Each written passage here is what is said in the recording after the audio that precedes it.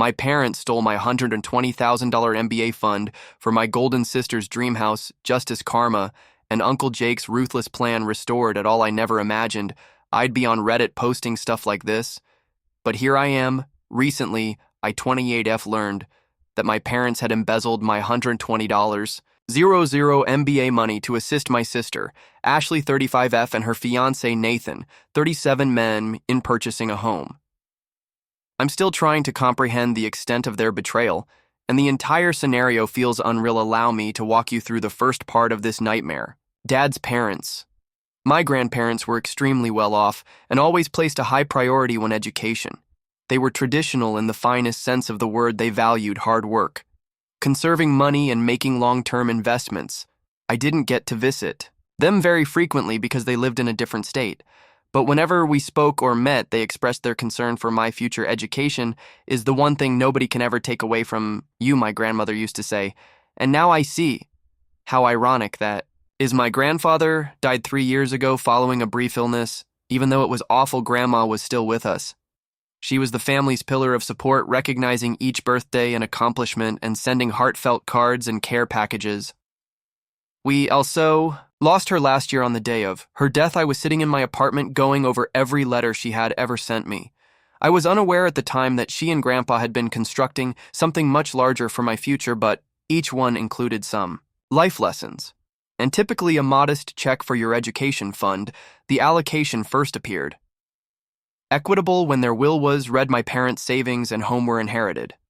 Ashley received family treasures and all of grandmother's jewelry, which was valued at tens of thousands of dollars. A sizable education fund was bequeathed to me, especially for me MBA courses. This money was to be utilized only for my schooling. According to the will, my parents were assigned to oversee it till I required it because I was already employed. I was appreciative at the time that my grandparents had given my future such serious consideration. I never once imagined my parents would tamper with the fund in retrospect, though I ought to have recognized the warning indications. Ashley has always been our family's golden child. Even from my earliest recollections, it's difficult to say, without coming across as resentful, but she was the person my parents loved the most. She was great at all she did. She was incredibly gifted, diligent, and unique. I can still clearly recall graduating from high school. I recently won a prominent science competition, received a full scholarship to college, and was valedictorian. My parents were using their phones and hardly paying attention when I looked out at the audience. During my speech, they were ecstatic when Ashley, who had already dropped out of college twice, revealed later that night that she was considering a career in teaching. You are simply amazing with kids, they exclaimed. I received a brief good job acknowledgement. For my accomplishments, that day continued throughout my life. This trend persisted. I got a position at a famous company after working hard and graduating with honors over the past 6 years. I have ascended the corporate ladder, gaining the respect and admiration of both superiors and colleagues. As a senior project manager, I oversee a group of 15 employees and manage accounts worth millions of dollars. However, to my parents, I was always just the sensible one, the one who got away with it because I was naturally smart. Ashley, on the other hand, changed jobs before becoming a teacher. Nathan is the head zookeeper at our neighborhood zoo, and she is currently the kindergarten administrator at a tiny private school. I don't have any personal problems with them, and they're decent enough folks. Although they appear content and are competent in their careers, their combined income is at best meager. They had been discussing the necessity of purchasing a home nonstop. For the past year, each family meal became a debate about the cost of real estate and how they were throwing money away on rent. They would lament the unfairness of the market while admiring homes that were much beyond their means.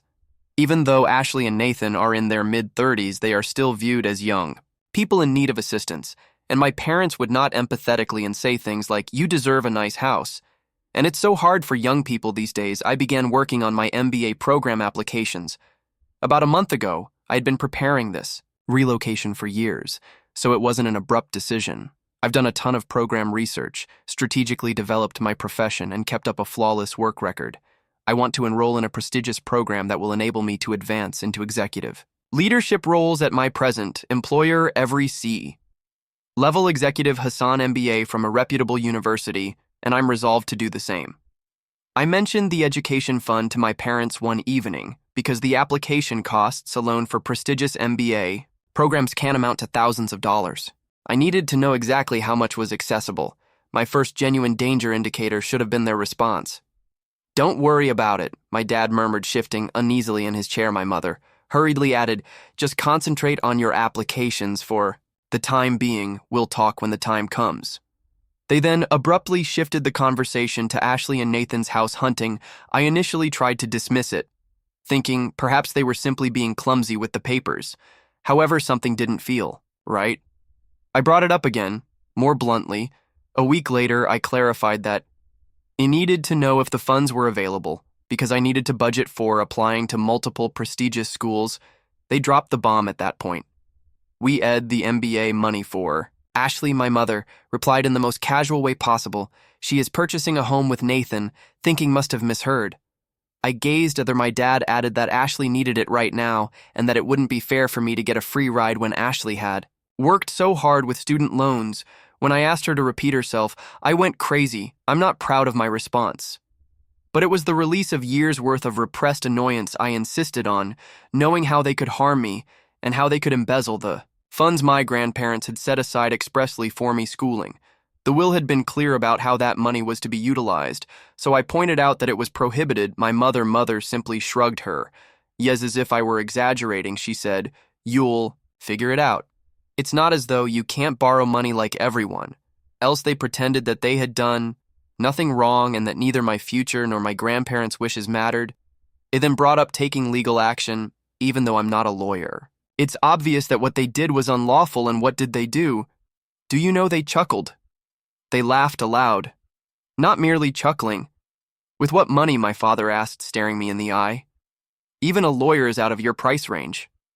Additionally, my mother said, "Don't be silly, this is a family-run enterprise." The humiliation I felt at the time is beyond words. Stunned I stood. There the realization that they had always viewed me as an afterthought came to me.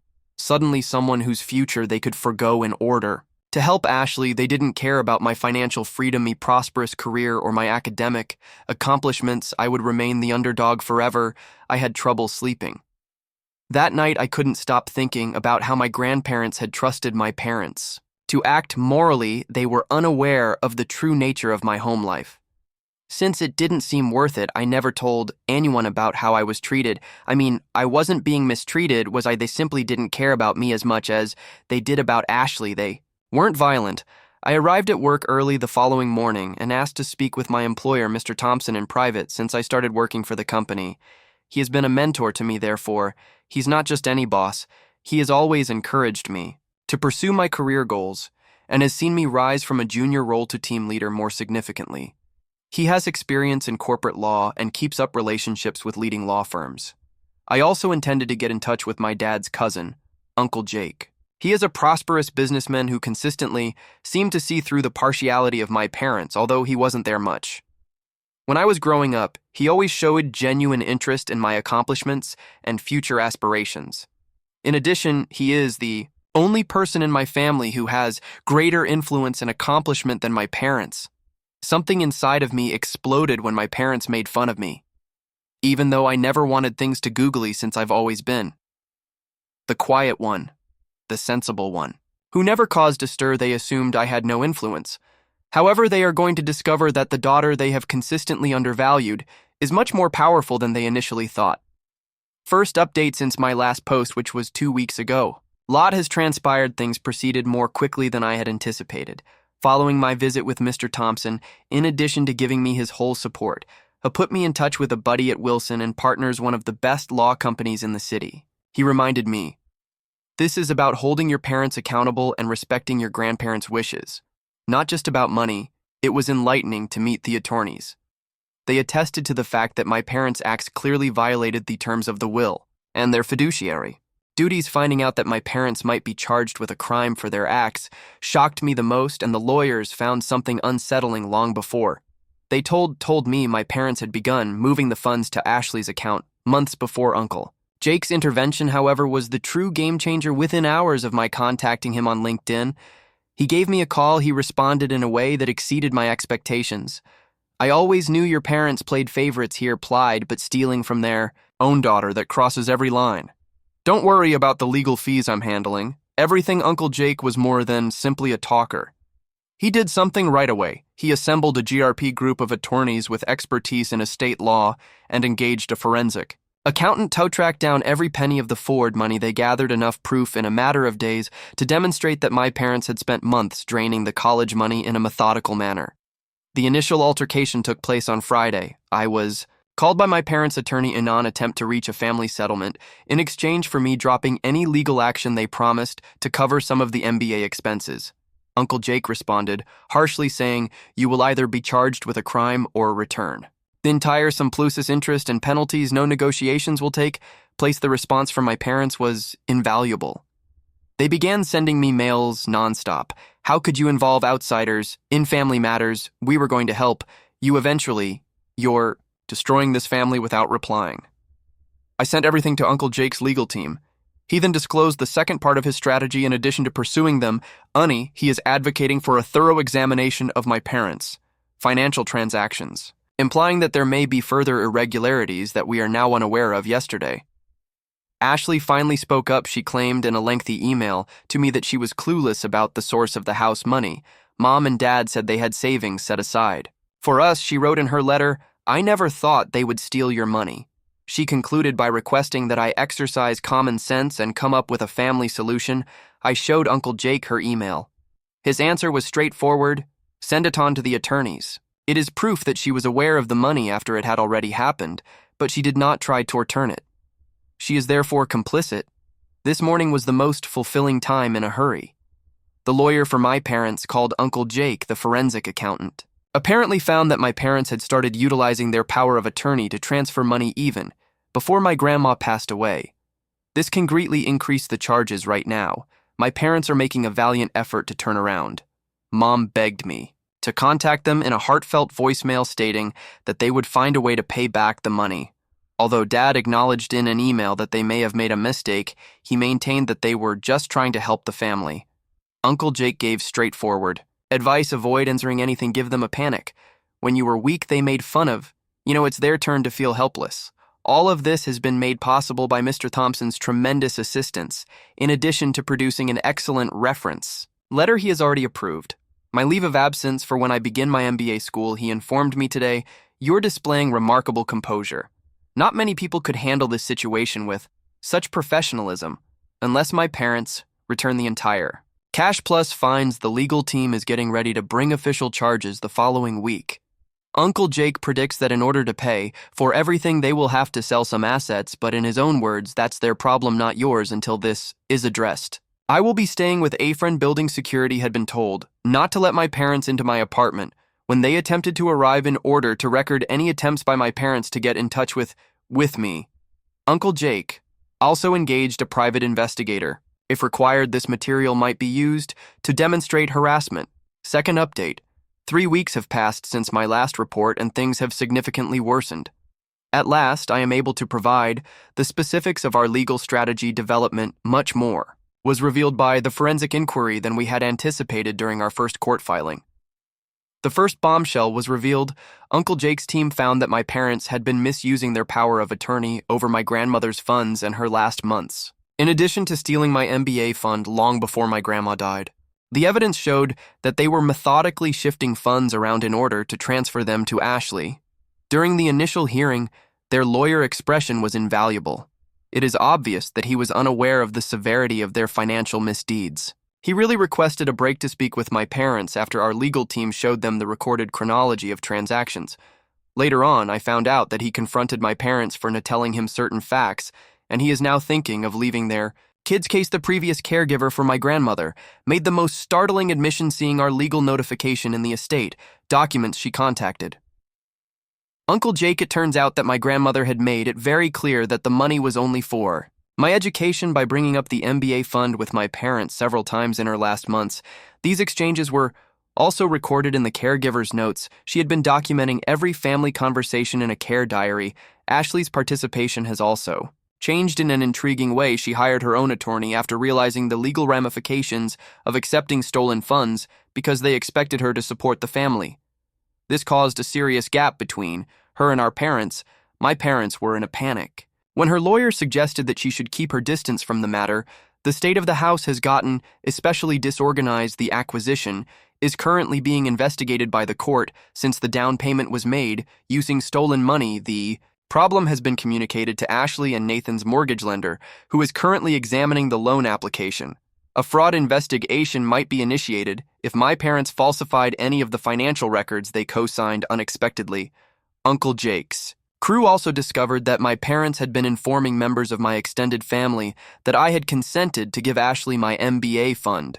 They seemed to have been preparing their defense, in case the money transfer was questioned, as they had been fabricating the story. For months now, a number of family members have come forward with emails and messages from my parents that support this untrue story. The deposition was the most satisfying development my father made an effort to keep hishity demeanor. Until Uncle Jake's attorney produced proof of their calculated scheme, it was quite painful to watch him struggle to describe what they had done. My mother really lost it when she acknowledged that they had no intention of repaying the money they had stolen. They have been almost hilarious in their attempts to control the damage, despite having numerous recorded conversations with my grandmother and her attorneys. They are now attempting to assert that they were perplexed by the wording of the will, too, of their attorneys have already resigned, so this is their third attorney and they are frantically trying to reach a settlement. The final terms were outlined by our legal staff, who made it apparent that there was no opportunity for discussion. Every penny they took would have to be paid back with interest that would start to accrue the day they took them. They would also be in charge of paying for all of our legal fees, including the forensic investigation, which had become quite expensive. We also insisted that they stop gaslighting and attempting to rewrite the facts and submit a formal written admission of their misconduct. Last but not least, they would need to sign a legally forcible contract committing them to stop communicating with me in any way. No more utilizing family members as messengers, deceptive messages, or unexpected visits. The socioeconomic status of my parents is deteriorating. Several of their acquaintances have quietly told me how shocked they are, and word has spread throughout their neighborhood. My father's golf club is reconsidering his membership, and my mother's bridge club asked her to resign as treasurer. People don't feel comfortable hanging around with someone who would steal from their own child. It turns out Ashley's circumstances are also getting worse. Concerned about having a principal embroiled in financial malfeasance, the board of directors at her school has set a meeting to review her position because Nathan co-signed loan documents that may include misleading information. Their place of employment is undergoing an ethics assessment. The last development is quite pleasing. Do you recall how my folks snickered when I brought up the idea of filing a lawsuit in order to stop any more financial fraud? Uncle Jake's team recently submitted a motion to freeze their assets within hours. Their attorney contacted them pleading for a settlement conference. Uncle Jake is still brutal in his methods. In response to my parents' attempts to persuade him to be loyal to the family, he sent a caustic email with the entire extended family copied on it. Family loyalty. You lost any right to talk about. Loyalty when you stole from your daughter and laughed in her face. Get ready to face the consequences of your actions. My parents are getting really upset because I haven't spoken to them at all. They have turned to using friends and family to get in touch on their behalf, but each effort simply strengthens our allegation of harassment. Every day their desperation becomes more apparent. Third update: 4 months have passed since my last update, and I can now finally reveal the story's resolution. The outcome of the last court procedures is more heartbreaking for my parents than any of us could have imagined. Allow me to explain how justice was ultimately achieved. Let me start by sharing my favorite moment, which was the last hearing when my parents realized they had no other choice at last. Their facade broke. In her closing remarks, the judge was very severe, describing their behavior as a calculated betrayal of both their daughters and their own parents' last desires. She said, in particular, that they showed a startling degree of moral decay in their laughter at my first legal threat. In the end, the forensic analysis showed that my parents had been preparing this heist for more than a year before to my grandmother's passing. They had methodically made up fictitious family contracts and documented fictitious discussions regarding my voluntarily relinquishing the MBA fund. According to the court, their actions were considerably worse. Because of their premeditation, the fines were hefty. In addition to returning my MBA money plus interest, they were mandated to pay punitive damages that nearly doubled the initial amount. The judge justified the severe punishment by pointing to their deliberate malice and repeated attempts to mislead the court. The fascinating part is that my parents had to sell their home, yes, the home they inherited, from my grandparents in order to pay these charges. Nobody failed to notice the irony they have significantly downgraded from their previous way of life to renting a modest apartment on the outskirts of town. Their decline in society has been dramatic. The membership in the country club retracted, where do they sit on different community boards, lost the social network that my mother built over the course of several decades, has fallen apart.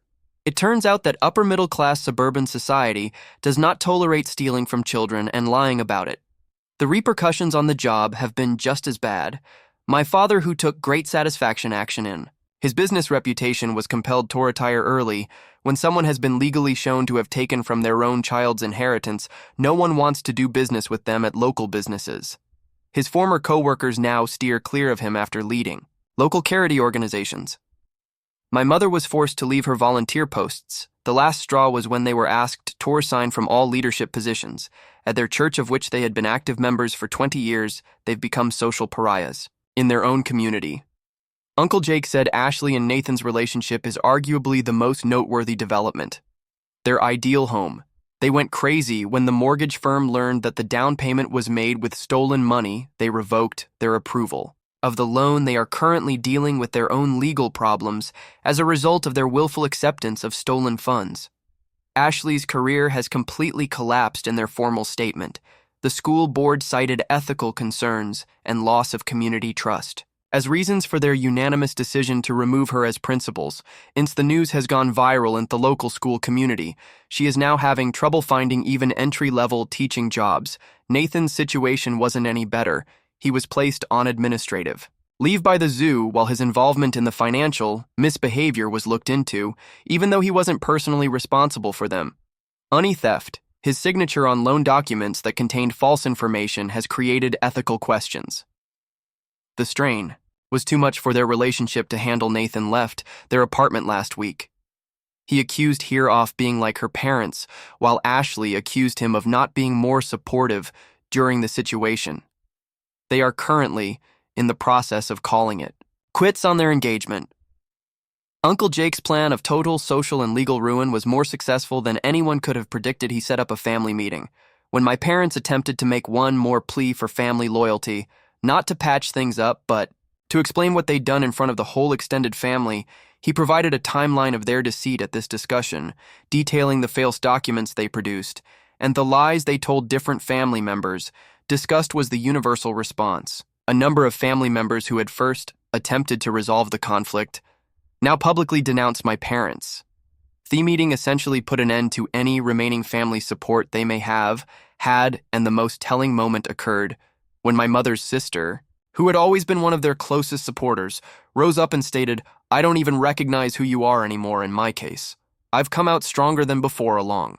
With significant damages, my MBA fund has been fully refunded. In addition to receiving my money returned, I was accepted into a prestigious MBA program on a merit scholarship. In his letter of reference, Mr. Thompson praised my exceptional skill and integrity in handling this problem. My employer has been really helpful. They have granted me permission to take a leave of absence from the MBA program and have even promised me an executive post after I graduate. Your handling of this situation demonstrated that you possess the strength and judgment required for senior leadership, Mr. Thompson informed me. Uncle Jake is now regarded as a real mentor after I finish my MBA. He is already discussing possible investment opportunities with me and has introduced me to his business network. He told me, "Your grandparents would be proud of you because you've shown that you have the backbone for business."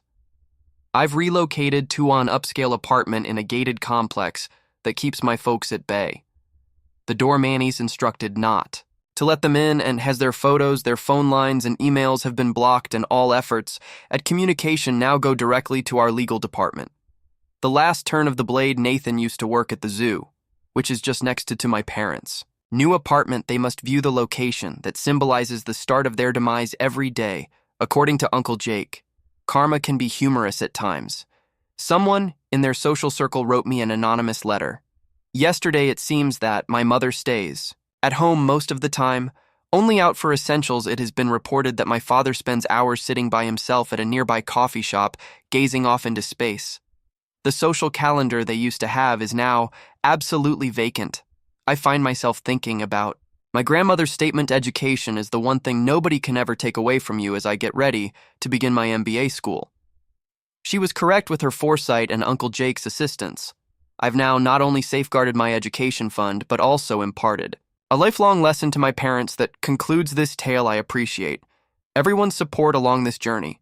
I'm at peace knowing that justice has been done, even though I never wanted things to end this way.